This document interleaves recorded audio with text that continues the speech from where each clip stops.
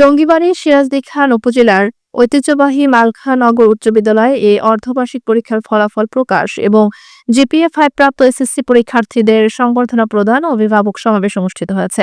বৃহস্পতিবার 14 আগস্ট সকালে বিদ্যালয়ের আয়োজনে এই অনুষ্ঠান অনুষ্ঠিত হয়। প্রধান অতিথি হিসেবে উপস্থিত ছিলেন সিরাজদি খান উপজেলা বিএনপির সভাপতি আলহাজ শেখ মোহাম্মদ আবদুল্লাহ, বিদ্যালয়ের অ্যাডহক কমিটির সভাপতি মোহাম্মদ ইয়াসির সুমনের সভাপতিত্বে অনুষ্ঠানে বিশেষ অতিথি ছিলেন উপজেলা বিএনপির সাধারণ সম্পাদক এম এ হায়দার আলী এবং স্পেন প্রবাসী বিশিষ্ট ব্যবসায়ী মোহাম্মদ শাহ আলম শেখ। অনুষ্ঠানে বিদ্যালয়ের সকল শিক্ষক শিক্ষার্থী ও তাদের অভিভাবকরা উপস্থিত ছিলেন।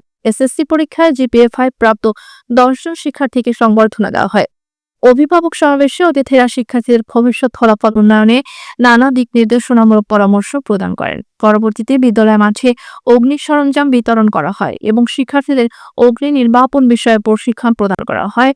বিদ্যালয় কর্তৃপক্ষ আশা প্রকাশ করেছেন, এই ধরনের সংবর্ধনা ও প্রশিক্ষণ শিক্ষার্থীদের মধ্যে মনোবল বৃদ্ধি করবে এবং ভবিষ্যতে আরও ভালো ফলাফল অর্জনে উৎসাহিত করবে।